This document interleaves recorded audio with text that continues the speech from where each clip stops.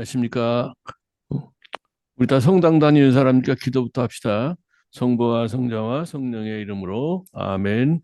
하늘에 계신 우리 아버지, 아버지의 이름이 거룩히 빛나시며 아버지의 나라가 오시며 아버지의 뜻이 하늘에서와 같이 땅에서도 이루어지소서. 오늘 저희에게 일용할 양식을 주시고 저희에게 잘못한 일을 저희가 용서하오니 저희 죄를 용서하시고 저희를 유혹에 빠지지 않게 하시고 악에서 구하소서. 아멘. 성부와 성자와 성.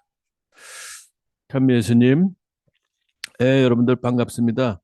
어, 이 줌으로 강의를 들으신 분들이 에, 미국과 캐나다, 북미주 여러 곳에 계시는 분들이라고 미리 말씀을 들었습니다. 그래서 잠시 생각해 봤어요. 저도 제가 뭐 그쪽에서 유학이나 교포 사목을 한 경험은 없습니다만은 이런저런 기회를 여러 번 그쪽을 갔어요. 그래서 제일 제가 처음에 미국 간 거는 1988년 여름이었습니다. 인스브룩, 오스트리아 인스브룩 유학 중에 그 영어 좀 배우겠다고 이제 뉴욕 퀸즈 한인 본당에 한 두 달 반 정도 머무른 적이 있었고, 그 다음에 2000년 9월부터는 제가 이제 대신학교 교수로 있으면서 첫 번째 안식년을 맞아서 캐나다 토론토에 가서 그 한 8개월, 그 다음에 6월까지 영어 좀 배우겠다고 또 가 있었습니다. 그 중간에 이제 성탄 때 저쪽 그 미국의 솔트레이크 시티 가서 성탄 때 있었고, 거기 있으면서 이제 주말에는 그 토론토 북쪽에 있는 베리 공소 가서 주말 매주일 미사를 드려줬습니다. 그러다가 2011년에는 또 초청을 받아가지고 LA의 성삼 성당하고 다른 성당 기억이 안 나네. 두 군데 성당. 그다음에 샌디에고 가서 특강을 했던 기억이 있고, 또 2018년 여름에는 제가 대신 서울대교구 이제 총대리 재직 중에 서울대교구 신부님들이 나가 계신 그 교포본당 한번 쭉 돌았던 그런 기억이 납니다. 그래요. 그래서 그런지 하여간 여러분들 이렇게 줌으로도 뵙게 돼서 굉장히 반갑게 생각을 합니다. 제가 그 1시간 남짓 드릴 말씀 제목은 이제 미리 공지해 주는 대로 주님 제가 다시 볼 수 있게 해주십시오. 루카복음 18장 42절 말씀인데 요 성서 구절은 제가 맨 나중에 말씀드리도록 하겠습니다. 우선 제가 꽤 오래전에 신문에서 읽었던 이야기 하나부터 소개를 합니다. 어떤 소설가라는 분이 그 신문에 칼럼을 쓴 건데 제목이 이제 오해와 편견이에요. 이 소설가가 이제 아침 지하철을 탔는데 우연히 그 늙은 스님 한 분을 만났다고 그래요. 근데 그 스님은 보통 스님들은 이제 승복을 깨끗이 입고 그런 분인데 그 뭐랄까 아주 전혀 다른 꾀지지 않은 어떤 덥수룩한 구렛나루에 꾀지지 않은 누더기 가사를 걸친 그런 모습이었다고 그래요. 근데 짐이 잔뜩 뭐 배낭도 지고 그다음에 뭐 옆에 손도 짐도 잔뜩 들었는데 보니까 뭐 배낭에 보니까 과자 봉지부터 담요 운동화까지 온갖 잡동사니가 이제 배낭에 가득 차 있고, 또 든 옆에 든그 보니까 뭐 손에 과일 장난감 가득 들어있는 보따리까지 양손에 들고, 그것도 퇴근 시간이라 발 디딜 틈이 없는 그런 지하철에 이제 삐짓고 들어온 겁니다. 그러니까 그 스님을 보는 사람들의 시선이 곱지가 않았겠죠. 그 소설가도 못마땅한 눈초리를 잠시 쳐다보다가 외면해 버렸다고 해요. 분명히 저 약간 땡초일 거다. 스님을 가장한 어떤 그 거린이거나 시주를 빙자해서 금품이나 모으는 그런 사람일 거라고, 그런 식으로 이제 생각을 하고 아예 눈길을 주지 않았다고 그래요. 그러더니 목적지에 소설가 도착해서 그 전동차를 빠져나와 서둘러 계단에 오르고 있었습니다. 근데 갑자기 누군가가 그 손목을 낚아채듯 붙잡고 이렇게 말을 건넸어요.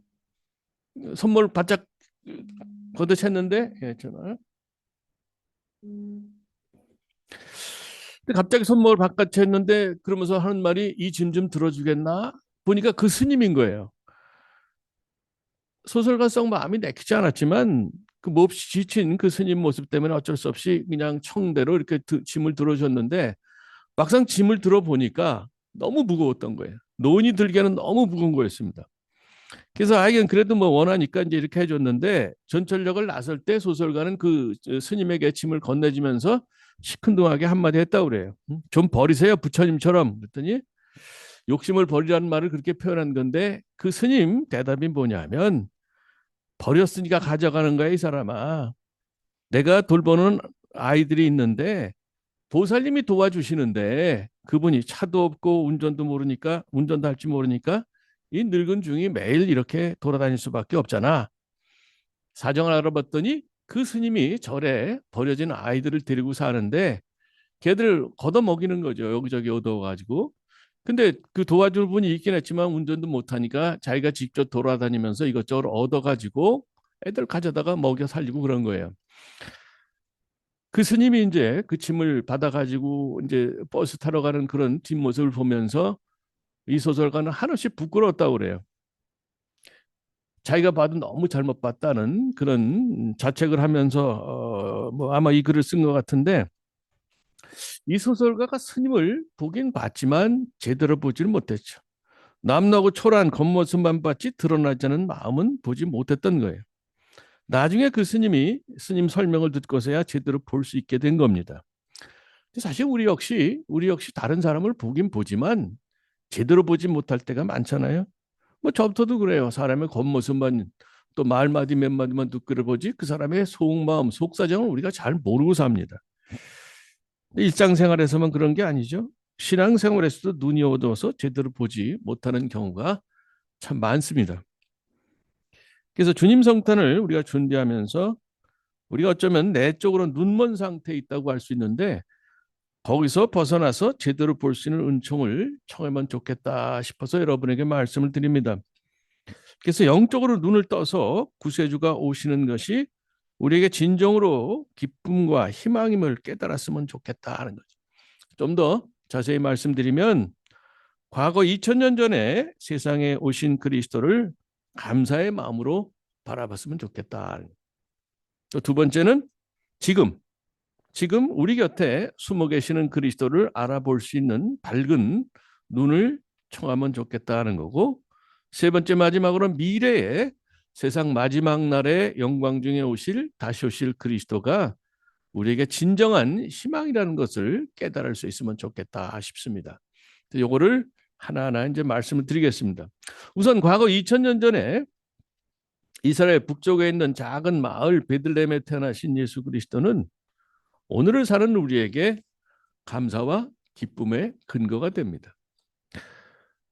뭐 여러분 다 아시겠지만 그 예수님 태어나신 시대를 보면 굉장히 어렵고 험난한 시기였죠.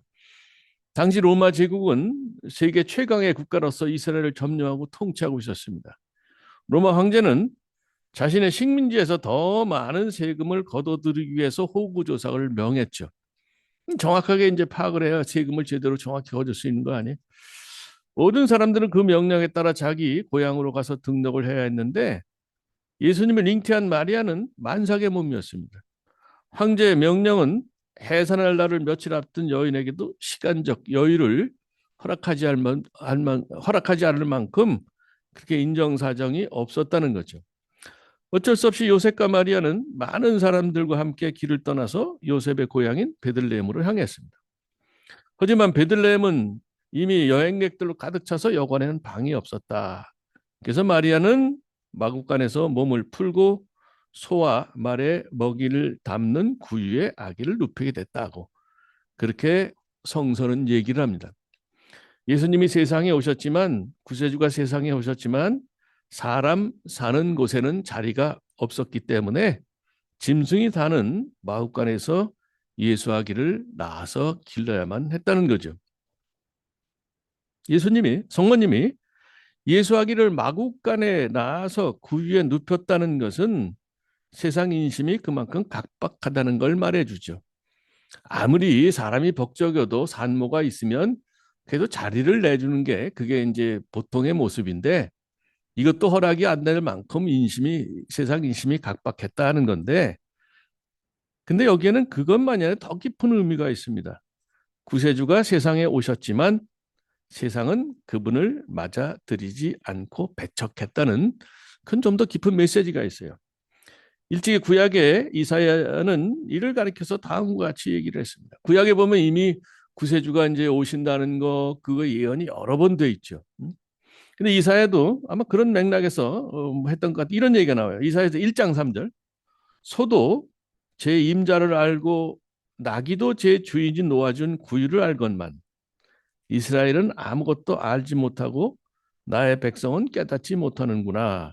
이사야서 1장 3절의 말씀이에요. 한간 미물도 저를 보살피는 주인을 알고 따르는데 정작 만물의 영장인 인간은 자신을 지어내고 기르시는 하느님을 알지 못한다는 그런 어떻게 보면 어떤 가슴 아픈 그런 얘기죠. 이렇게 보면 사실 구유가 굉장히 비판적인 의미를 가지고 있어요.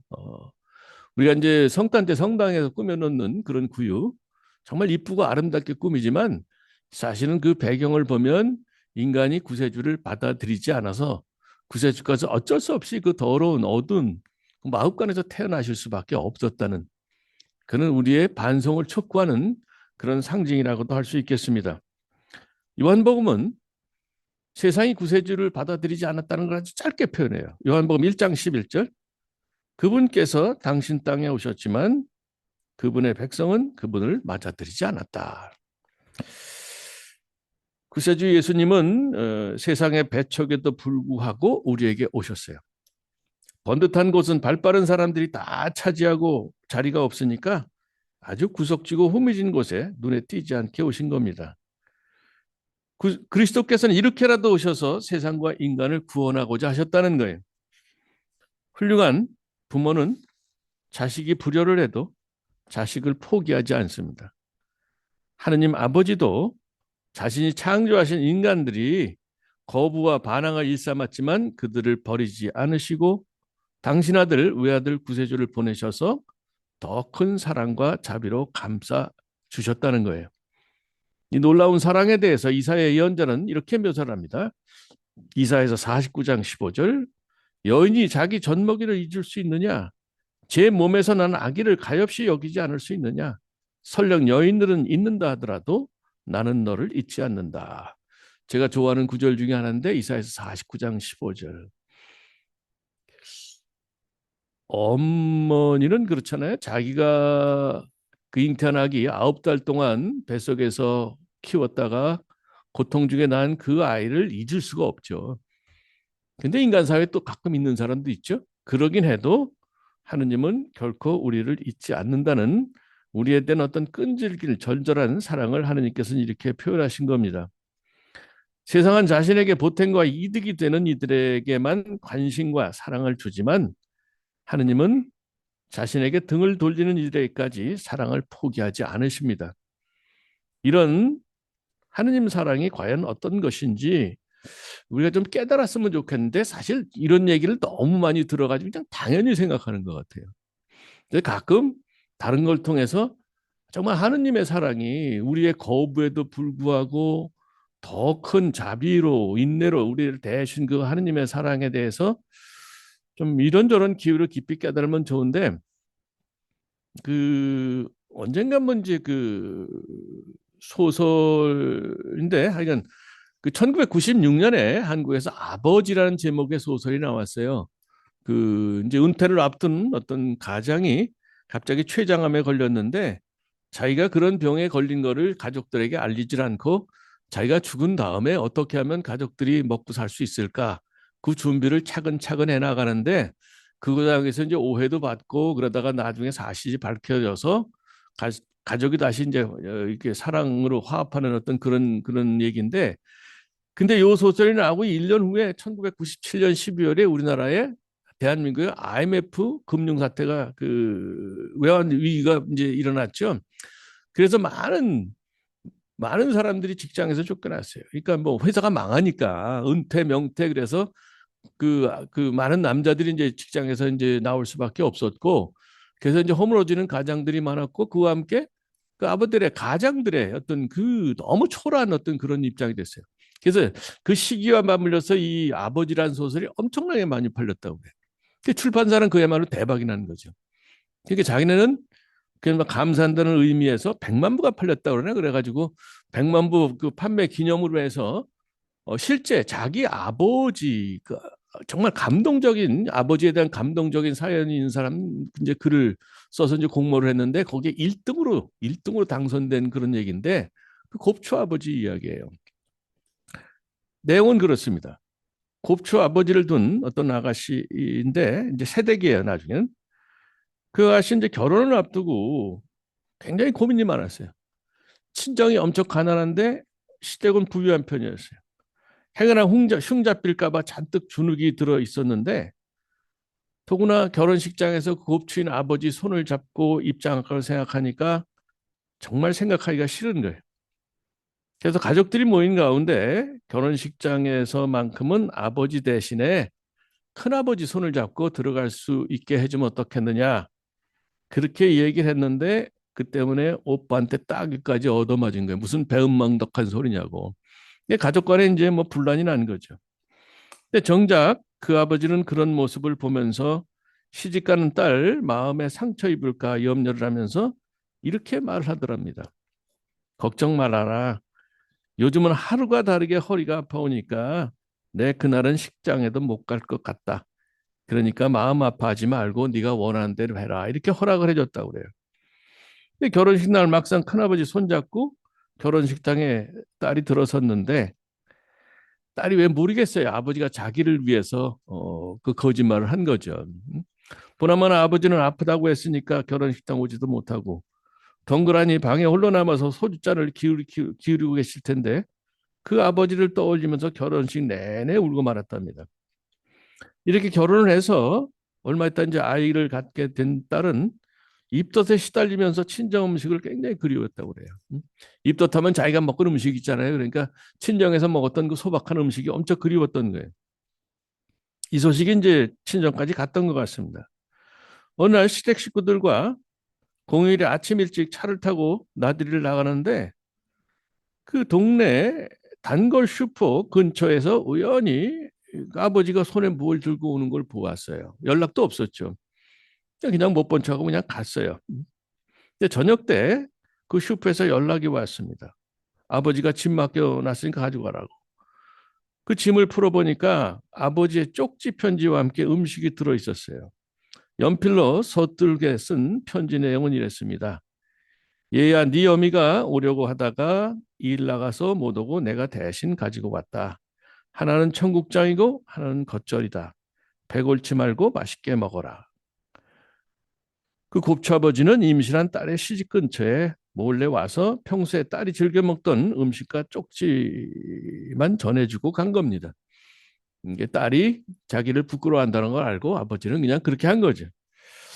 아마도 그 딸은 그 곱추 아버지를 부끄러워했던 것을 용서를 청하는 의미에서 아버지 한없는 큰 사랑을 그 공모전에 이렇게 알렸던 것이 아니냐 그렇게 생각이 듭니다. 그 철없는 딸을 나무라지 않고 큰 사랑으로 베풀어진 곱추 아버지의 모습에서 인간의 배반에도 불구하고 당신의 외아들을 세상에 보내주신 하느님의 무한한 사랑을 우리가 조금이라도 깨달을 수 있으면 좋겠다 싶어서 여러분에게 말씀드립니다. 사실 저도 그렇고 또 이 강의를 들으신 여러분도 다 그럴 거예요. 사람은 누군가가 자기 말에 토달고 또 내가 이렇게 원하는데 거절을 하고 그런 게 상처 입잖아요. 작은 거절에도 큰 마음의 상처를 입는 게 그게 보통 사람들이에요. 여러분이나 저나 다 그런데 근데 하느님은 우리의 큰 거절에도 불구하고 더 큰 사랑으로 우리를 감싸 주셨다는 것 그것이 예수님이 세상에 오신 그런 이유라는 거죠. 그러니까 거기에 대해서 우리가 정말 깊이 감사하고 또 감사해야 되지 않을까 싶습니다. 성탄을 준비하는 대림절을 지내면서 우리 영적인 눈이 밝아져서 2000년 전에 태어나신 예수님을 그분의 헤아릴 수 없는 큰 사랑을 우리가 조금이라도 깨달았으면 좋겠습니다. 그분은 인간의 배척에도 불구하고 인간을 버리시지 않는 하느님을 우리에게 보여주신 겁니다. 예수님을 통해서 하느님의 은총과 자비는 인간의 죄와 잘못보다 훨씬 크다는 것이 드러났습니다. 바로 이런 이유에서 우리는 2000년 전에 있었던 예수님의 탄생을 매해 기념하고 경축하는 거죠. 사실 우리 부모님의 사랑도 잘 못 깨닫잖아요. 그러니까 사람들은 어때요? 자기가 결혼해서 아이를 낳고 부모가 돼서 아이를 키우면서 속 썩으면서 부모의 사랑을 조금씩 조금씩 더 깨닫는 거잖아요. 하느님의 사랑도 마찬가지인 것 같아요. 매해마다 성찬절이 있다는 것은 그분의 큰 사랑을, 정말 깊이를 모르는 그 사랑을 우리가 조금이라도 더 깨닫게 하기 위해서 하느님께서는 이런 기회를 허락하시는 것이 아니냐. 어쩌면 우리가 죽을 때까지 예수님을 통해 드러난 하느님의 사랑을 다 깨달을 수가 없을 겁니다.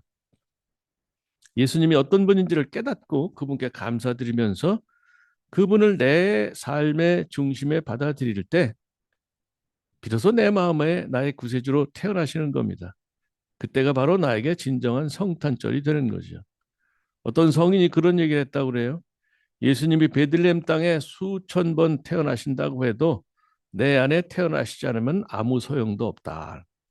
맞는 얘기죠. 대림절은 이렇게 예수님이 내 마음 안에 구세주로 태어나시도록 기도하고 준비하는 기간입니다. 객관적으로는 역사적으로는 2000년 전에 예수님께서 베들레헴 마구간에 태어나셨지만 그분이 내 마음 안에 태어나셨느냐 이건 다른 문제라는 거죠. 그 대림절은 2000년 전에 태어나신 그 예수님 내 마음 안에 태어나도록 준비하고 연습하는 그런 기간이다. 그렇게 얘기할 수 있습니다. 진정한 성탄절을 맞이한 사람은 자신이 하느님의 은총과 자비 속에 살고 있다는 것을 확신하면서 어떤 상황에서든 꿋꿋하고 활기차게 살아갈 수 있죠. 내 마음 구유에 비길 수 있어요. 내 마음의 구유 안에 그 예수님이 계신다면 그럼 우리는 사랑받는 사람 아니에요. 우리가 우리 자신을 볼 때 정말 아무것도 아닌 것 같고 초라하고 특별히 이 외국에 사는 분들은 여러 가지 어려움이 많으실 거예요. 언어적인 장벽, 문화적인 장벽 그거 끝까지 남아 있고 어쩌면 시간이 갈수록 그 장벽의 높이를 더 체험하실 겁니다. 저도 그 오스트리아 인스브르크에서 10년 유학을 했는데 뭐 10년 동안 있었으니까 이제 언어는 가면서 좀 늘긴 했습니다만은 오히려 시간이 가면서 그들과의 어떤 장벽, 그 언어적 뛰어넘을 수 없는 어떤 그런 장벽들을 더 느끼게 되고 그러니까 더 쉽지 않더라고요. 근데 여러분들은 거의 계속 계시니까 그런 어려움이 더 크실 텐데 그런 상황에서 정말 예수님이 그래도 예수님이 내 안에 계시면서 나를 사랑으로 대해 주시는구나 이런 거를 마음에 새기고 사신다면 힘들 때 많은 위로가 되지 않을까 싶습니다. 이제 과거에서 현재로 눈을 돌려봅니다. 구세주께서 세상에 오신 지 2000년이 지났지만 세상과 인간은 크게 변화된 게 없는 것 같아요. 예전과 다름없이 여전히 주님께 등을 돌리고 욕심 부리고 서로 미워하면서 다투면서 그렇게 살아갑니다. 요즘은 내 편이 아닌 사람을 혐오하고 배척하는 경향이 무척 강해졌어요. 미국 사회에 특별히 그런 모습이 더 드러나고 이건 뭐 대한민국도 마찬가지입니다. 저는 이게 인터넷 그 유튜브 영향이 굉장히 크다고 보는데 그 유튜브 알고리즘 그래가지고 자기가 원하는 거 이렇게 보면은 거기에 맞는 게 쫙 들어오잖아요. 그래서 사람이 한쪽으로만 생각하게 되는 거. 이게 세상에 다 안 좋아하는 거예요. 그게 참 그 위험한 그런 건데 저는 가끔 그런 생각을 해요. 그 알고리즘을 그 자기가 그 사람이 원하는 것만 100% 떠오르게 하지 말고 그 사람이 원하는 방향 60%, 그 사람이 그 반대께 40% 이렇게 되면 좀 생각의 균형이 잡히지 않을까? 뭐 그런 상상도 해봅니다만은 누구한테 그 얘기했더니 택도 얘기하지 말라고 그러더라고요.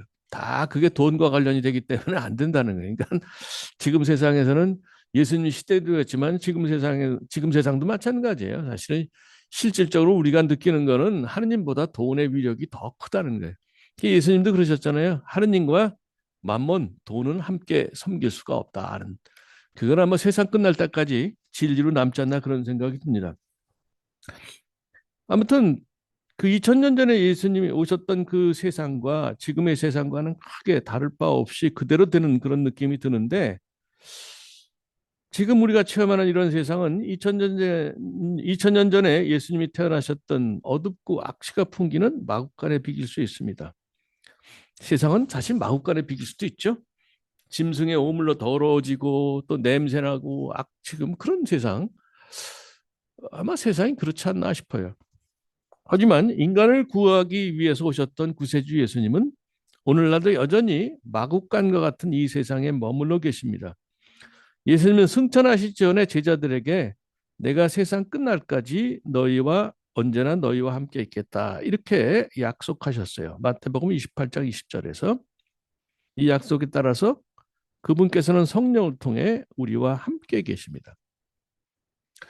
예수님이 체험하셨던 세상 좋은 세상이 아니었을까요? 굉장히 힘든 세상이었고 마지막에는 그 예수님을 좋은 일만 하신 예수님을 거기 십자가에 못 박아서 아주 비참하게 죽게 만든 그런 세상임에도 불구하고 예수님께서는 세상을 떠나시면서 그 세상과 함께 있다고 말씀을 하셨고 실제로 성령을 통해 우리와 함께 계신다는 겁니다. 대림절 동안 우리 눈이 밝아져서 우리 곁에 숨겨진 채로 계신 분을 알아볼 수 있기를 바랍니다. 사실 우리는 눈이 어두워서 우리 곁에 계신 주님을 알아보지 못한 경우가 대부분이에요. 그럼 그 예수님은 어떻게 우리 곁에 계시느냐? 먼저 그분은 성경 말씀을 통해서 우리에게 말씀을 건네십니다. 평소에는 그냥 별 느낌 없이 지나치던 성경 말씀이 어느 순간에 힘이 되어 다가오는 그런 경우 여러분 아마 체험하셨을 거예요. 제 얘기를 하죠. 제가 10년 동안 그 인스브에서 유학을 했다고 말씀드렸는데 대학원 1학년만 마치고 이제 가서 뭐 독일어 한국사 한뭐 2개월 하고 거기 가서 이제 뭐 독일어 학원 다녀가지고 겨우겨우 대학 입학을 했는데 그 언어 장벽이라는 건 누구보다 여러분 잘 아실 거예요. 더더구나 학술적인 그런 용어는 그렇게 배우기가 쉽지 않습니다. 몇 년이 지나도 세미나에 가서 자유롭게 토론하는 거 거의 불가능했어요. 근데 그 석사 과정 그거는 어떻게 그래도 넘어갔는데 그리고 이제 거기서 이제 그 당시만 해도 그 오스트리아 대학은 이제 5년제였고 그래서 그거 마치게 되면 이제 대학 마치는 거였고 우리나라 석사 학위에 이렇게 간주를 했어요. 그래서 이제 서품도 받고 그랬는데 그 다음에 그 그 박사 과정은 이제 등록을 했는데 박사 과정은 차원이 다르죠. 석사 때만 해도 웬만하면 뭐 이 책 저 책 보고 좀 썸머리 해가지고 조금 자기 의견 붙이면 되는 건데 박사 과정은 전혀 차원이 다르잖아요. 자기 생각을 펼쳐서 뭔가 독특하고 새로운 게 있어야 되는데 우리말로 해도 안 되는데 남의 나라 말로 그게 됩니까? 안 되지. 그러니까 하루 종일 집에 앉아가지고 또 학교 갔다 와서 바로 집에 앉아가지고 책을 읽고 뭐를 뭐 끄적거려도 이게 잘 나오질 않아요. 한 달에 한 번 지도 교수를 만나야 되는데 한 달 시간 훅 지나가잖아요. 훅 지나가잖아요. 한 달 지나고 나서 뭐 손에 쥐는 게 없으니까 교수를 만날래도 만날 수가 없고 그냥 맨날 하루하루 부담이 되는 거예요. 하루 지나고 오늘 뭐 좀 해야 되겠다 하고 저녁 때 보면 손에 쥐는 게 없고 그렇게 하다 보면 일주일 가고 한 달 가고 하루하루 지나는 게 굉장히 힘든 그런 시간이었는데 제가 이제 어느 수도원에 있을 때 그래서 아침 미사를 이제 수사님들하고 같이 하는데 이렇게 뭐 줄에 옆에 이렇게 있게 되면 이제 복음을 읽을 때가 있습니다. 그러니까 뭐 그냥 뭐 그때만 해도 이제 그 유학 간 지가 꽤 되니까 이제 그냥 읽는 거는 문제가 없습니다만은 그러나 그래도 혹시라도 모르기 때문에 전날 꼭 그날 그 다음 날 주일 복음을 이제 독일어로 읽고 들어갔어요. 근데 어느 날 자기 전에 읽는데 마태복음 6장의 말씀 읽는데 이런 말씀이 딱 눈에 들어와. 내일 일은 걱정하지 말아라. 내일 걱정은 내일에 맡겨라. 하루의 괴로움은 그날에 겪는 것만으로 족하다. 마태복음 6장 34절의 말씀이죠. 예수님께서 하느님 나라와 의를 먼저 구하라 하시면서 마지막에 붙이신 그 말씀이에요. 내일 일은 걱정하지 말아라. 내일 걱정은 내일에 맡겨라. 하루의 괴로움은 그날에 겪은 것만으로 족하다 하는 그 말씀. 뭐 제가 익히 알고 여러 번 들었던 그 말씀인데 그날은 그 말씀이 제 마음에 확 와닿더라고요. 아 맞다. 내일이든 내일 걱정해야지 오늘 걱정한다고 뭐 도움되는 거 하나도 없지 않느냐. 내일 비록 교수님한테 가서 해온 게 없다고 야단 맞더라도 그건 내일의 일이고 오늘은 그냥 자자. 그래서 이 말씀이 저에게 엄청나게 도움이 됐었어요, 한동안. 그래서 이 말씀을 위로로 삼아서 힘으로 삼아서 뭐 한 달 이상은 제가 좀 마음 평화를 누리며 살았던 그런 기억이 납니다. 그래서 제가 맞구나. 하느님 말씀이 이렇게 우리에게 힘을 주는 거구나. 제가 이제 신자들에게 자주 하는 얘기지만 그 문자로 된 성경 말씀이 어느 순간에 내 마음에 와 닿아서 나를 움직일 때가 있어요. 그 시간에 필요한 나의 희망, 위로라든가 어떤 희망이라든가 그런 거를 전해주게 되는데, 이렇게 해서 문자로 된 성경 말씀이 살아있는 하느님 말씀이 되는구나. 어떤 그런 생각을 해서 우리 신자들에게 저는 그래요. 성경 말씀 자주 읽어라. 그래야 그 문자로 된 성경 말씀을 도구로 해서 우리가 하느님 말씀 들을 수 있다는 것. 그래서 우리 성경을 통해서 교회 안에 성령을 통해 계시는 그 주님 그리스도의 말씀을 우리가 들을 수가 있다는 거죠. 또 두 번째로 예수님은 성사, 특별히 성체 성사, 바로 미사죠. 성체 성사를 통해서 우리에게 오셔요. 예수님은 성체 안에 현존하시고 우리가 성체를 영하면 그분이 우리 안에 오시는 거죠. 근데 이제 성체 안에 현존 같은 거 이제 뭐 여기에 대해서 이제 굉장히 여러분 다 배우실 텐데 그 개신교 신자들은 이제 성체를 그냥 상징이라고 하죠. 예수님이 상징이지 그 안에 예수님이 계시지 않는다. 그래. 근데 성체 안에 예수님이 계시는 것을 우리가 말로 다 설명하지 못하죠. 사실 그건 우리가 믿는 그런 건데 우리가 믿더라도 조금 이치에닿게 믿는 거죠. 우리가 하느님을 뭐라 그래요? 사도신경에 이제 할 때마다 천지 창조주, 전능하신 천주 성부 천지 창조주를 믿습니다. 우리가 그렇게 고백하잖아요. 아마 개신교 신자도 그 고백할 거예요. 하느님은 무에서 아무것도 없는 세상 만물을 만드신 그런 분이에요. 우리가 하느님을 그런 분으로 믿는다면 그 빵 안에 예수님이 현존하신다는 거, 빵이 축성 후에 예수님의 몸으로 변한다는 거, 그거 받아들일 수 있잖아요. 아무것도 없는 데에서 하느님은 세상 만물을 지으신 그런 분이라면 있는 거를 변화시키는 게 뭐가 힘들겠느냐.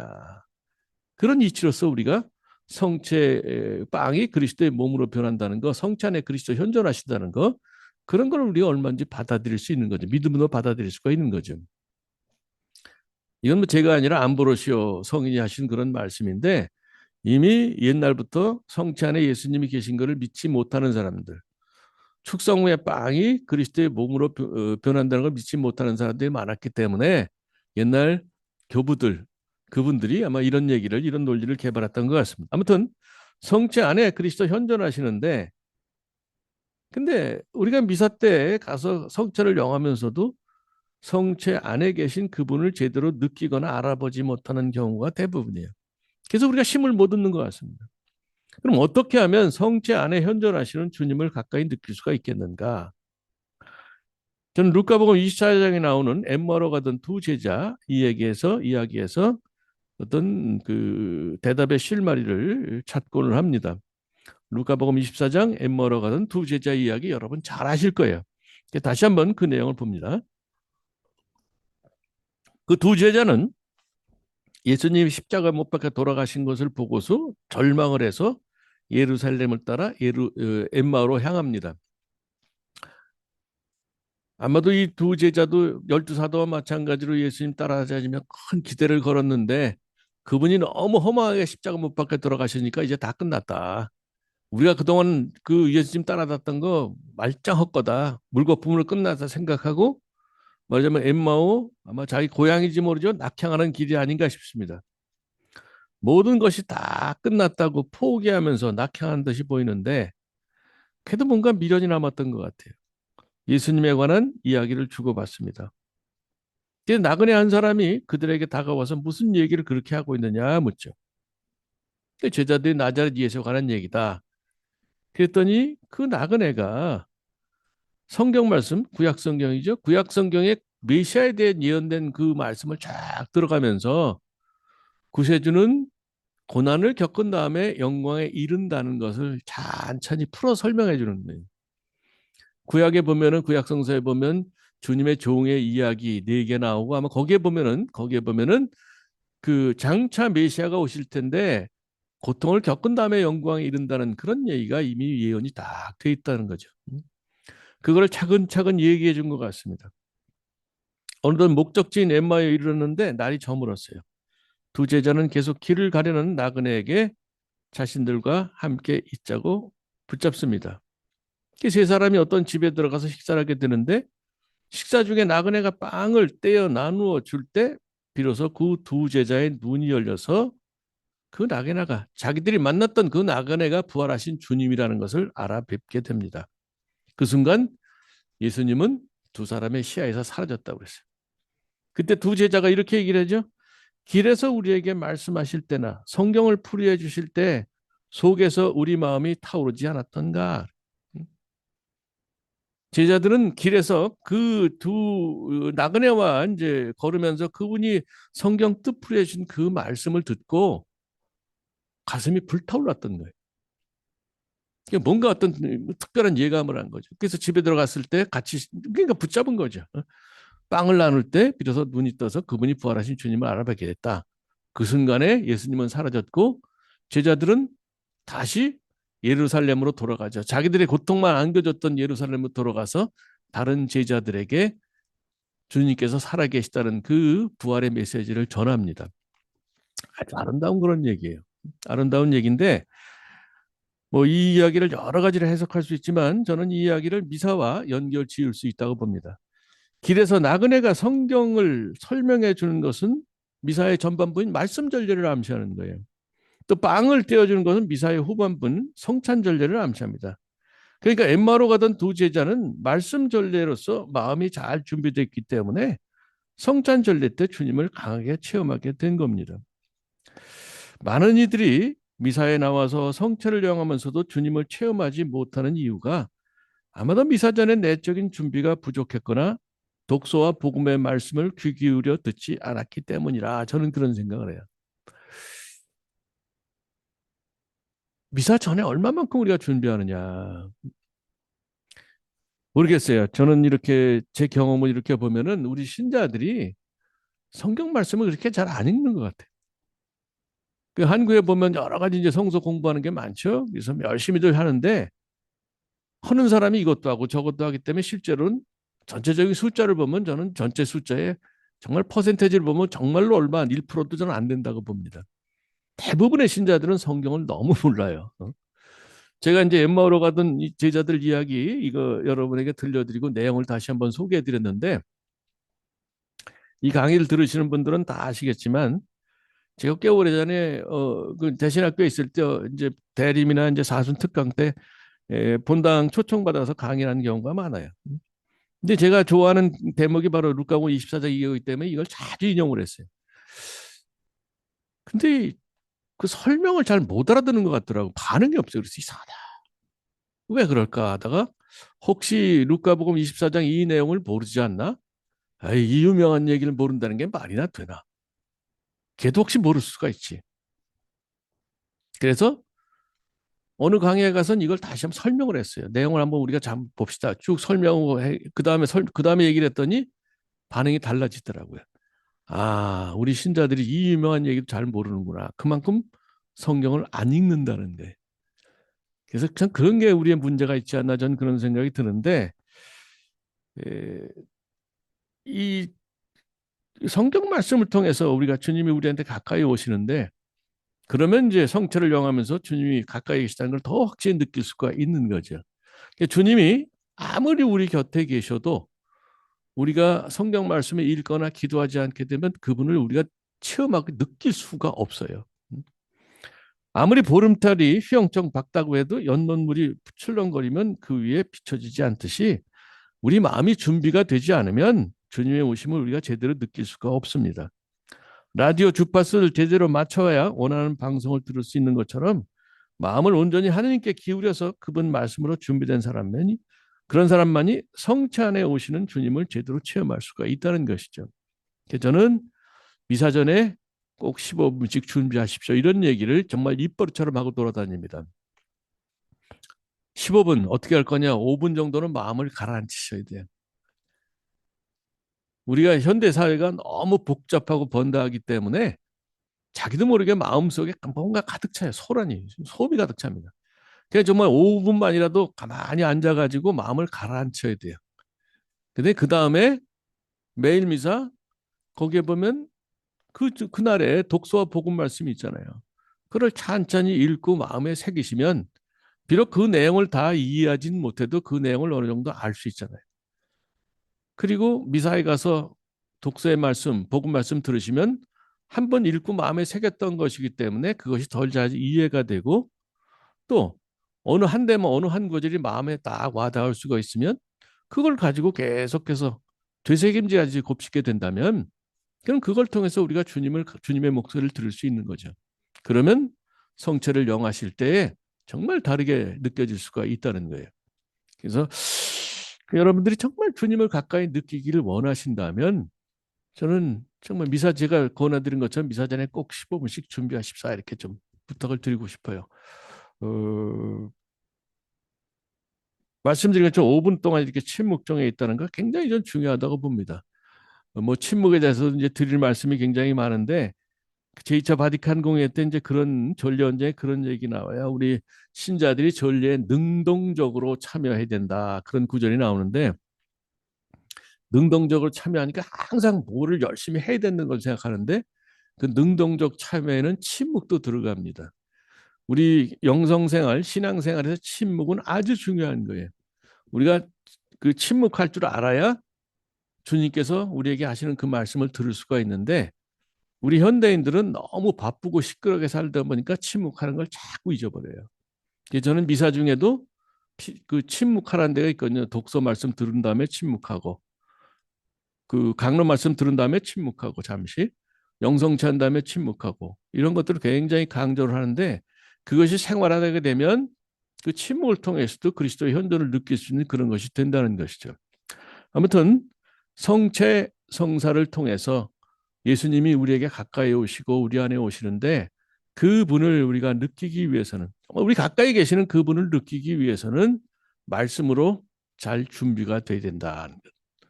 여러분 정말로 다시 한번 말씀드리다마는 그 성체 성사를 통해 오시는 주님을 가까이 느끼시를 원하신다면 미사 전에 뭐 바로 직전은 아니라도 전날이라도 주일 미사 전에 꼭 성경 말씀 읽고 마음에 새기고 성당 가보세요. 그럼 확실히 시간이 지나면서 달라지는 걸 느끼실 수가 있을 겁니다. 예수님은 성경 말씀과 성체 성사뿐만 아니라 내 이웃 사람의 모습으로도 우리에게 오셔서 필요한 위로와 힘을 주십니다. 천사는 날개 꼭 날개에 달려야 되는 거 아니죠? 비록 모르는 사람이라도 내게 필요한 힘과 위로를 줬다면 그 사람이 천사가 되는 거예요. 그러니까 성경과 그 다음에 성체 성사를 통해서 주님이 우리에게 오시지만 하느님의 피조물인 사람을 통해서도 그분께서는 우리에게 오시는 거예요. 박완서 씨 그 예를 들어보겠습니다. 2011년에 박완서 선생님 세상을 떠나셨는데 이분이 이제 엘리사벳이죠. 정의 엘리사벳인가 이제 천주교 신자인데 1988년에 그 여름에 하나뿐인 아들이 갑자기 세상을 떠난 그런 큰 불행이 당합니다. 의사였던데 갑자기 이제 의료 사고로 간 건데 근데 공교롭게도 4개월 전에 남편이 세상을 떠났어요. 그러니까 4개월 차이로 남편 잃었지, 외아들 잃었지. 그러니까 이 양반이 제정신이 아닌 거지. 충격이 엄청났던 것 같아요. 하느님께 대한 원망과 분노의 몸부림을 치면서 식사도 못했다. 그분이 거기에 대한 글을 쓴 게 있어요. 거기에 보면은 정말 하느님이 너무 원망스러우니까 십자가 다 내동댕이 치고 성상 다 깨버리면서 하느님이 이럴 수가 있느냐. 그야말로 그 폐악질을 했다. 그런 표현을 쓰는데 정말 절망 상태에 빠지니까 가족들이 걱정할 수밖에 없는 거죠. 딸 한 사람이 어머니를 너무 걱정을 해가지고 부산의 어느 수녀원에 가서 부탁을 해서 지내게 됐습니다. 수녀님들과 함께 기도를 바치고 홀로 산책하면서 조금씩 안정을 찾아갔는데 그런 중에 전기가 오는 거예요. 정말 이게 싹 바뀔 수 있는 어떤 그런 계기가 있었는데 그게 이제 어느 예비 수녀가 하는 말을 들었던 거예요. 거기 살면서 이제 그 수녀원 살면서 이제 왔다 갔다 하는데 어느 날 휴게실에 이렇게 있는데 그 예비 수녀가 입회 전에 알던 친구들이 면회 와서 이제 서로 이제 재밌게 얘기하는 거를 이 어떻게 됐어요? 우연히 듣게 됐다고 그래요. 그 수녀는 동생으로 인해서 겪었던 어려움을 담담하게 털어놓았습니다. 남동생이 어찌나 고약하게 구는지 집안이 편할 날이 없었다고 그래요. 그러니까 왜 하필 내 동생이 저래야 하나 비관도 하고 원망스러운 생각도 많이 들었다고 합니다. 근데 어느 날 문득 그런 생각이 들었다고 그래요. 세상엔 속 썩이는 젊은이들이 얼마든지 있는데 내 동생이라고 해서 그래서는 안 되는 법이 어디 있나. 내가 뭔데. 그러고는 생각을 고쳐먹고 그 사실을 받아들이니까 한결 마음이 가벼워지더랍니다. 자기 마음이 가벼워지니까 동생과의 관계도 호전이 되기 시작했다고 그래요. 박원서 씨는 자기 딸보다 앳돼 보이는 그 수녀의 얘기를 듣고 자신에게도 생각의 전환이 이루어지는 걸 감지했다고 그래요. 내가 만약 왜 하필이면 내 아들을 하느님이 데려가셨을까라는 집요한 질문과 원한을 내 아들이라고 해서 데려가지 말란 법이 어디 있나. 이렇게 고쳐먹을 수만 있다면 구원의 실마리가 거기 있지 않을까 이런 생각을 했다고 그래요. 이것이 전환점이 돼서 서서히 홀로 서기를 준비하고 마침내는 다시 글을 쓰게 됐다고 합니다. 예수님께서는 어느 예비 수녀 입을 통해서 박완서 씨에게 필요한 깨달음을 주신 거죠. 우리 그런 경우 많아요. 사실은 예상치 않게 다른 사람의 입을 통해서 아 그렇구나 이걸 깨달을 때가 굉장히 많은 거죠. 그 하나님이 하시는 일이 그런 것 같습니다. 다른 사람의 입을 통해서 당신의 목소리를 들려주시는 것 같아요. 이렇게 주님께서는 가족, 친지, 이웃 사람 혹은 낯선 사람의 모습으로 우리에게 가까이 오십니다. 살아가면서 실망과 좌절 속에 빠질 때가 많은데 누군가가 나를 그 실망과 좌절의 구렁텅이에서 벗어나서 다시 일어설 수 있게 도와줬다면 그 누군가가 바로 구세주 예수님이죠. 누군가가 내가 혼란에 빠졌을 때 거기서 벗어나도록 작은 도움이라도 주었다면 주님께서 그 사람의 모습으로 내게 오신 겁니다. 이제 대림절 성탄을 준비하는 시간이기도 합니다만은 한 해를 마무리 짓는 시간이기도 해요. 이번 한 해 동안 구세주께서 과연 어떤 모습으로 나에게 오셨는지 살펴보고 감사하면 좋겠어요. 말씀드린 것처럼 성경을 통해 성경 말씀을 통해서 또 성체 성사를 통해서 우리에게 오셨는데 이웃 사람 때론 낯선 사람의 모습으로도 나와 아무 관계도 없는 그런 사람을 통해서도 우리에게 그분이 오셨을 겁니다. 내가 자주 만나는 사람들의 모습으로 그분이 내게 오셨다면 또 가족 중에 혹은 친구, 친지 중에 누가 나에게 그리스도 역할을 해줬는지 곰곰이 생각해보고 감사의 카드라도 한 장 보낸다면 마음이 훈훈한 성탄이 되지 않을까 그런 생각을 합니다. 요즘에는 전부 뭐 이제 핸드폰에서 메시지 무슨 뭐 카톡 이런 거로 보내는데 그게 손글씨가 별로 없어요. 그래서 저는 정말 한 해를 보내면서 뭐 그냥 의례적인 이걸 보내기보다는 소수긴 해도 아, 저 사람이 정말 내 한 해 동안 나에게 천사가 되어줬고 그리스도의 손길이 되어줬다는 사람 찾아서 진심으로 감사의 마음을 이렇게 적어서 한다면 아주 좋은 청산 카드가 될 수 있고 또 고마웠다는 말 한마디 마음 버텨서 힘이 됐다는 그런 내용 글을 쓴다면 그 사람에게도 정말 좋은 추억이 되지 않을까 그런 생각을 합니다. 사람이 진심을 다해서 얘기를 하게 되면 그게 그 사람에게도 상대편에도 굉장히 힘이 되는 것 같아요. 네. 근데 그건 중요한 건 조금만 우리가 생각하고 진심을 담을 될 텐데 글쎄 모르겠어요. 그게 귀찮아서 그런지 너무 우리는 의례적으로 해요. 네. 이제 성탄 되면 저는 많은 카드를 받아봅니다만은 뭐 나름대로 이제 했는데 전부 이제 일관적으로 쓰여진 거에다 이제 사인만 써오는데 고맙긴 하지만 아주 그렇게 고맙진 않아요. 솔직히 얘기해서. 근데 누군가가 손글씨를 이렇게 써서 진심이 담긴 것다면 정말 그거는 버리고 싶지 않더라고요. 그 예전에 제가 1985년에 유학 중에 그때 이제 부제품을 앞두고 제가 인스브룩서 부제품을 받아야 되는데 그렇게 되면 다른 주교님한테 받기 때문에 제 소속 교구장님이 위임장을 보내야 돼요. 그 당시에 김수환 추기경이셨는데 그 위임장을 보내달라는 교장 신부님의 편지를 받고 이제 독일을 보내시면서 쪽지를 이렇게 쓰셨더라고요. 아직 뭐 부제품을 안 받았으니까 뭐 손희성 군에게 이런 식으로 했는데 정말 진심으로 곧 부제품을 받을 수 있게 돼서 굉장히 기쁘게 생각한다. 잘 살아달라 그런 말씀인데 거기 그런 말씀하셨더라. 정말 주 예수 그리스도를 만났으면 좋겠다. 그건 네가 기도하지 않으면 안 된다. 잘 하는 줄 알겠지만 그러나 꼭 기도하면서 주 예수를 만나기를 바란다. 그렇게 메모를 딱 써주셨더라고요. 그 바쁜 분이 정말 그 하잘 거 없는 그 신학생, 외국 신학생, 유학하는 신학생 하나에게 필요한 서류를 보내시면서 메모지를 정성껏 이렇게 담아 보내셨더라고요. 그래서 저에게는 정말 뭐 갑옷처럼 제가 간직하고 있는데 아직도 제가 끼워두고 있어요, 어딘가. 그래서 참 고맙고 감사는 그런 건데 우리가 잘 살게 되면서 그런 것들이 너무 이렇게 사라지지 않았나 저는 그런 생각이 들어요. 그래서 좀 아날로그 같은 그런 거지만 그게 사람의 마음을 움직이고 사랑이 뭔지를 우리에게 가르쳐 주는 거 아닌가.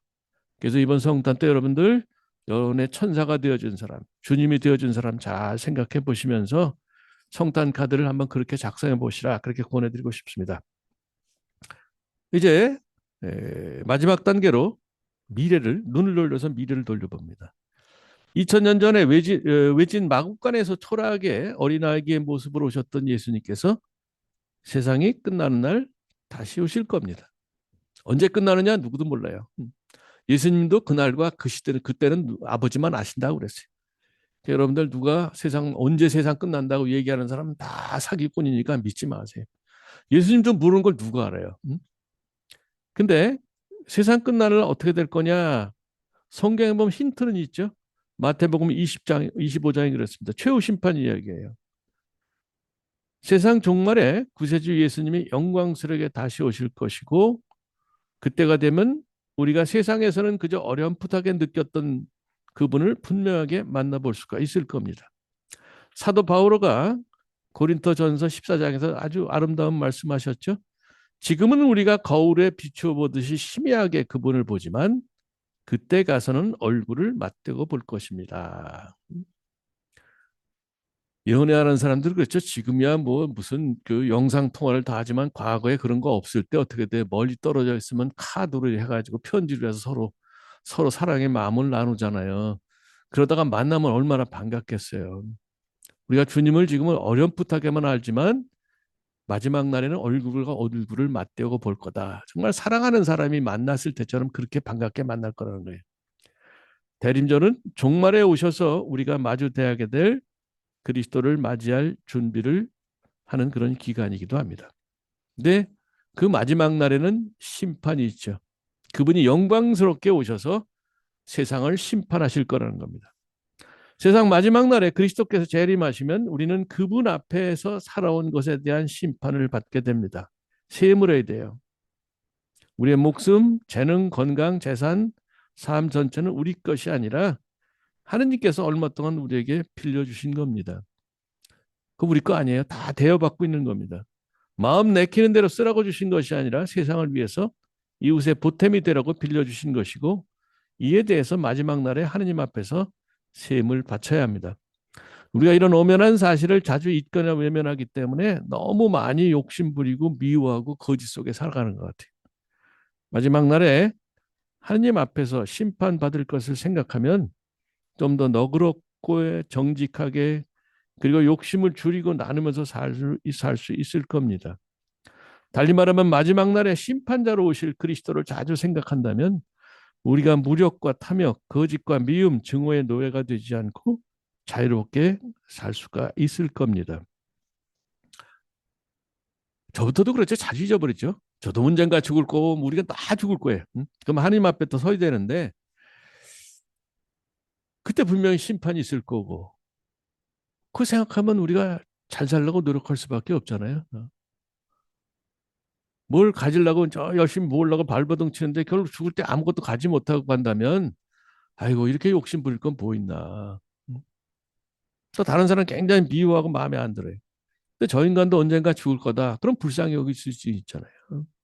그래서 죽음이라는 것, 언젠가 하느님 앞에서 심판받는다는 것, 그것이 우리에게는 살아가는데 쓴 약이 되는 것 같아요. 아주 보약이 되는 것 같습니다. 마지막 날에 하느님 앞에서 살아온 것에 대해 세임을 해야 할 것을 생각하면 현세의 삶을 좀 더 진지하고 성실하게 살아갈 수가 있을 겁니다. 그래서 서양에 보면은 이제 그 죽음을 깨우치는 중세 때만 해도 글쎄 중세까지 보면 이 죽음을 깨우치는 어떤 그런 것들이 굉장히 많았어요. 예술이라든가 예식을 통해서도. 근데 이제 근세에 오면서 그런 것들을 자꾸 너무 이제 부정적으로 본다 하면서 그런 거를 자꾸 이제 몰아내는 그게 있는데 저는 그게 옳은 길은 아니라고 봅니다. 사람은 누구나 다 죽을 거고 죽은 다음에 하느님 앞에 서기 때문에 그 사실을 자주 깨우치면서 현세의 삶을 진지하게 열심히 살라고 하도록 하는 것이 그것이 우리 종교가 해야 될 그런 거지. 그 맞든 분명히 올 걸 죽음을 잊게 한다고 그게 도와주는 게 아니지 않나 그런 생각이 들어요. 그런데 그리스도의 재림의 날에는 심판만 있는 것이 아닙니다. 그리스도의 재림의 날은 그리스도교 신자들에게는 무엇보다도 복된 희망을 뜻합니다. 우리가 미사 때 주님의 기도 바친 다음에 복된 희망이라는 그런 걸 기억하잖아요. 복된 희망을 가지면서 마지막 날을 기다린다고 그랬는데 어떻게 해서 복된 희망이냐? 우리가 세상에 했던 좋은 말과 행동의 결과가 드러난다는 거예요. 우리는 세상에 살면서 안 좋고 나쁜 일만 하는 건 아니잖아요. 우리가 그렇게 착한 사람들은 아니지만 그래도 하나님 믿고 열심히 살아보려고 하고 가끔 좋은 말도 하고 좋은 행동도 해요. 잘못도 저지르지만. 근데 잘못을 저지르고 우리가 잘못 말한 거 잘못 행동한 것이 아마 세상 마지막 날에 분명히 드러날 거예요. 이것이 어떤 결과를 냈는지 이것이 뿌리가 돼서 어떤 결과가 나왔는지를 환히 그땐 드러나게 되면 그게 바로 심판이죠. 나는 아무 생각 없이 이런 얘기를 했는데 그것이 결국 저 사람에게 마음의 상처를 주고 상처 입은 사람이 또 다른 사람의 상처 입고 이게 어떤 결과로 나타. 그건 굉장히 괴로운 거죠. 근데 반대도 있는 거예요. 우리가 나름대로 좋은 일을 했는데 이것이 어떤 결과를 낳고 또 어떻게 해서 이렇게 됐고 그것이 또 이렇게 좋은 결과를 맺었다. 그것도 세상 마지막에 드러나기 때문에 그래서 우리가 복된 희망이다. 그렇게 얘기할 수 있습니다. 어느 신부님 체험담 소개를 하겠습니다. 그 신부님은 그 대학을 졸업하고 수도에 입회해서 그야말로 늦깎이론지가 신부가 된 그런 분이에요. 그 제가 대신학교 있을 때 저한테도 배운 그런 사람인데 어느 날 잡지에 보니까 그 신부님 글이 실려가지고 이제 아유 반가워서 봤더니 아주 재밌는 그런 체험담을 해놨더라고요. 그분 글을 그대로 읽겠습니다. 얼마 전 낯선 발신자의 이름이 적힌 한 통의 이메일을 받았습니다. 혹시 스팸이 아닐까 싶어 잠깐 망설이긴 했습니다만은 17년 전의 인연을 기억하며라고 적힌 제목을 보고선 도저히 안 열어볼 수가 없었습니다. 17년 전 얼른 계산해 보니까 일반 대학에 적을 두고 있을 때였습니다. 메일을 열어보니 놀랍게도 저를 신부님이 아닌 선생님이라고 부르고 있는 17년 전에 한 제자가 보낸 메일이었습니다. 제 인생의 첫 씨앗을 뿌려주셨던 분 선생님을 꼭 한번 만나 뵙고 싶었습니다. 이렇게 시작된 메일은 무척 뜻밖의 내용을 담고 있었습니다. 어느 날 아이들의 일기를 다 검사하고 난 다음 자기 머리를 쓰다듬으며 나중에 그 아이 이름 아무개는 훌륭한 시인이 될 거야 라는 한마디 제 칭찬이 씨앗이 돼서 자신은 시인의 꿈을 키워왔고 몇 년 전에 어엿하게 등단하게 되었다는 내용이죠. 그러니까 지금은 뭐 그런 일이 없습니다. 과거에 초등학교 때는 왜 일기 써라고 그랬잖아요. 그래서 선생님들이 일기 다 본 다음에 잘했다고 이렇게 뭐 평가를 써줬는데 그때 그 아이가 저기 글을 곧잘 썼으니까 이제 칭찬해 줬던 것 같아요. 그제 저는 대학 시절 서울의 어느 초등학교에 교생 실습 나갔던 때가 어렴풋이 기억이 났습니다. 세상에 거의 20년 전에 기억조차 나지 않는 작은 칭찬 하나가 그것도 한 달간의 교생 실습 중에 잠깐 만났던 인연의 끈이 이렇게도 한 매듭을 지을 수가 있구나 하는 생각에 무척이나 놀랍고 반갑기도 했지만 한편으론 두렵기까지 했습니다. 이건 좋은 결과를 낸 거 아니에요. 근데 자기가 반대로 안 좋은 말을 해서 안 좋은 결과를 나올 수 있다는 걸 생각하면 두려울 수밖에 없는 거죠. 교생 실습 나갔던 대학생의 칭찬 한마디가 초등학생의 마음속에 작은 씨앗처럼 뿌려졌고 그 씨앗은 17년이 지나서 열매를 맺었습니다. 이런 이야기를 들으면서 세상에서 말과 행동으로 부지런히 좋은 씨앗을 많이 뿌려야 되겠다고 다짐을 하게 되죠. 이렇게 볼 때 종말에 대한 복된 희망은 지금의 삶을 잘 살도록 우리를 분발시키는 겁니다. 그 뭐 저희도 이제 성직자들도 그런 뭐 저만 아니라 다른 신부님도 그런 체험이 있을 텐데 뭐 미사 때 강론하고 또 뭐 특강도 하고 말할 기회가 굉장히 많죠. 그 사제들에게는 강론이 사실은 어떤 십자가입니다. 그 주부들도 그 매일 가족들에게 삼시세끼 입에 짝짝 맞는 밥 못 해주잖아요. 우리도 마찬가지예요. 신자들에게 정말 좋은 영적 양식을 제공하고 싶은데 능력의 한계가 있든 그렇게 못합니다. 그 제가 어느 신자한테 들은 얘기인데 뭐 그 대전교구 신부님 제가 2년 선배들어 나중에 보니까 그 신부님이 어느 본당에서 이제 강론을 하는데 그 어르신들이 굉장히 많대요. 대부분 어르신들인데 그분에게 맞는 정말 구수한 강론을 좀 길긴 하지만 하더라는 것. 근데 한 번이 아니라 매번 그렇게 하더라는 거예요. 그게 너무 자기는 어디 갔다가도 그저 주일이 되면 반드시 이제 자기 본당 와서 그 신부님 강론 듣는다고 그랬는데 서울서 친구가 내려와서 아 우리 신부님 강론 잘하셔 그래 미사 때 갔더니 그 신부도 그 친구도 아 정말 그렇구나.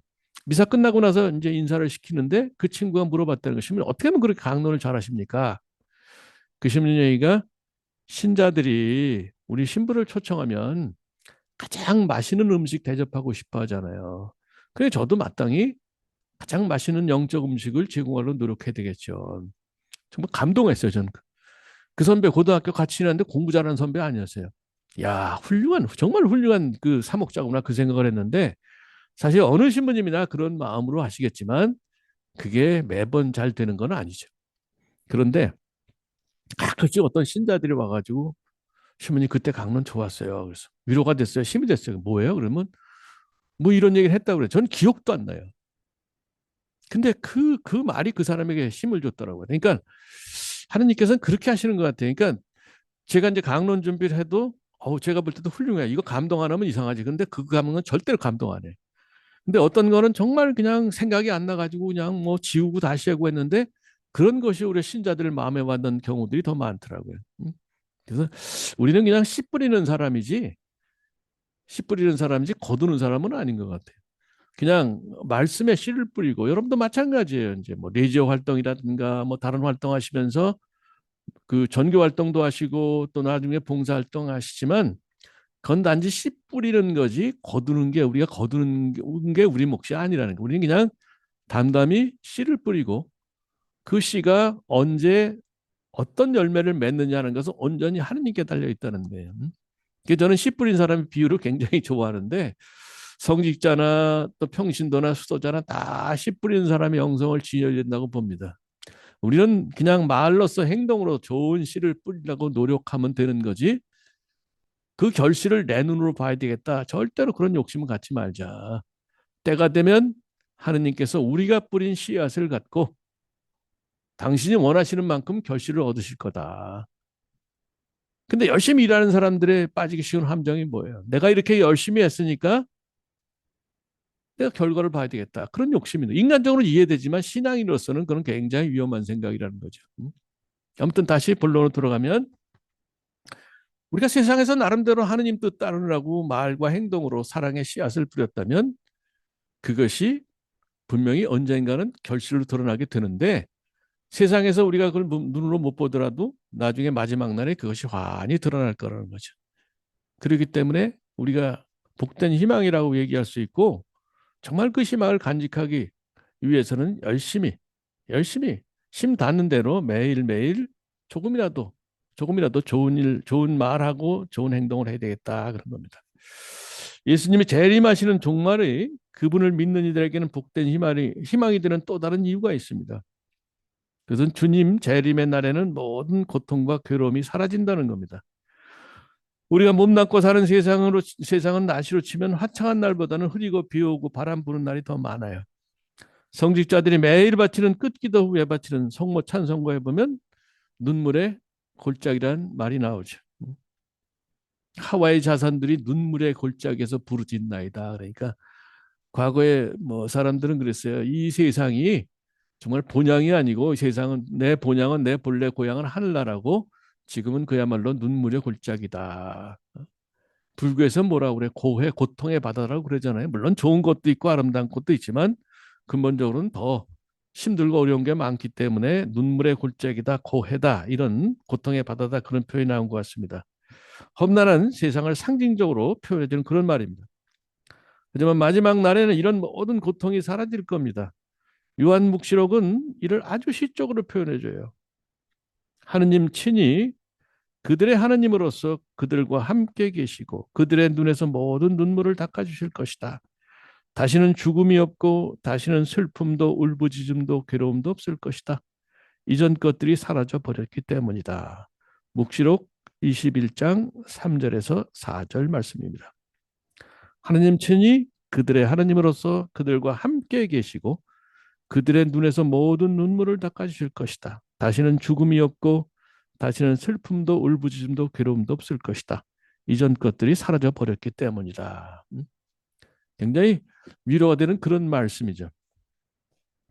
우리는 세상의 마지막은 심판에 대한 두려움만이 아니라 복된 희망을 지니고 맞이할 수 있어야 될 겁니다. 그리고 위해서는 지금 우리 곁에 계시는 예수님을 자주 만나면서 그분 뜻에 따라 선의 씨앗을 부지런히 뿌리면서 살아가도록 해야 된다는 거죠.